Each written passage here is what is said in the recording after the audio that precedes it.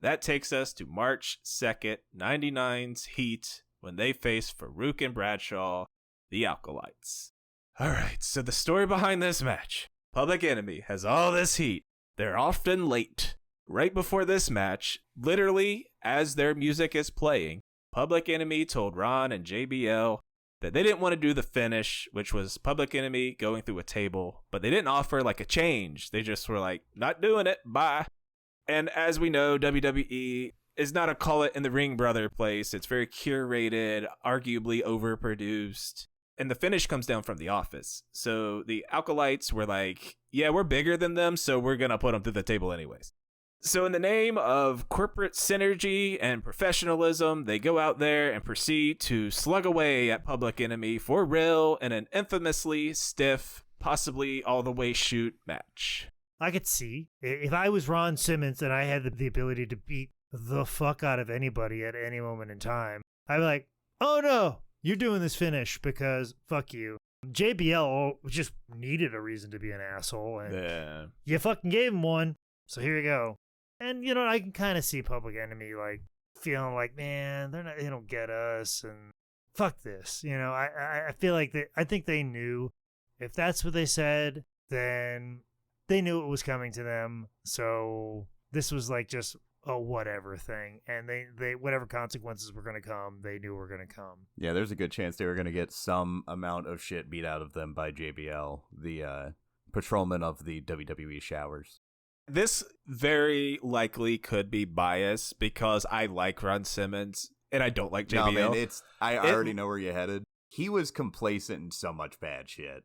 He definitely was, especially with JBL on his hip. But in this match, it looked like he was mostly working. I'm not a pro wrestler. I can't really tell.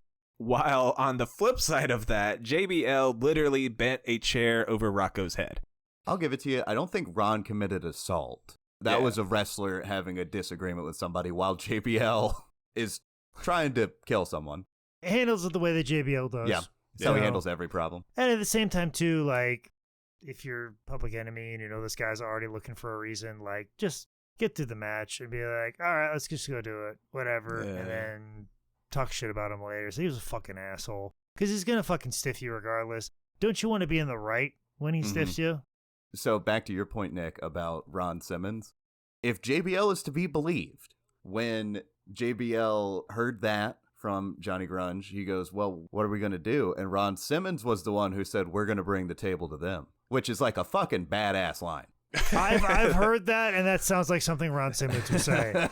While they did just get walloped by APA, the Public Enemy took it like champs. They shook the guy's hands in the back, and you would think not complaining about getting assaulted at your work while you're giving someone your body would lead to some sort of fucked up WWF logic respect. But no. And here is where I really, really wish there was a Public Enemy shoot interview, because my theory on this is that Public Enemy would have been like, dude, we wrestled New Jack in ECW. We didn't even notice APA was shooting on us. And like sometimes like I think like maybe they were like bored and they're like, you know what? Let's do something fucked up. Make the shit interesting. You know? Because sometimes you do that too.